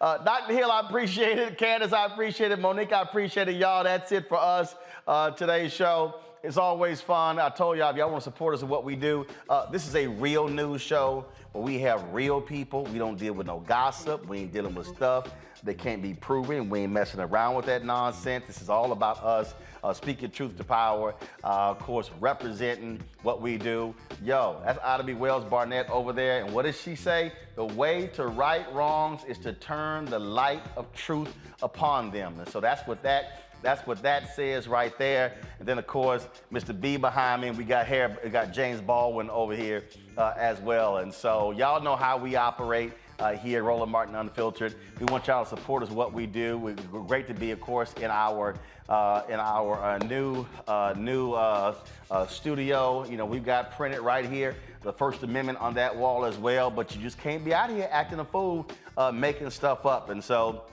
please support us in what we do. Download our Black Star Network app. It's available on all platforms: Apple TV, Android TV, Apple phone, Android phone, Roku, Samsung, Xbox, Amazon Fire, all of those different platforms. And of course, you can also support us, y'all, via the various platforms. Cash App is $RM Unfiltered. PayPal is R Martin Unfiltered. Venmo is RM Unfiltered. Zelle, Roland at RolandSMartin.com. Roland at RolandMartinUnfiltered.com. You know, we also taking phone calls. We're going to be doing that as well. And so if you want to call in, you got to be part of the fan club. If we don't have your email, send us an email. We'll put it on the list. We're going to be doing calls more than once a week. We normally do them on Friday. We're going to be doing calls a lot more in the show, and so we look forward to that. And so please, we want y'all to do that as well. And so support us in what we do. Look, y'all know how we operate, what we represent, what we speak to, and it's about really being honest and truthful and having a voice that you're not going to get elsewhere. And so that's why we do what we do. So thanks a bunch. I'll see y'all tomorrow. Yes, I'm representing Alpha today. You know, well, there's only one fraternity. The rest of them are simply imitations of the original. I'll see y'all tomorrow.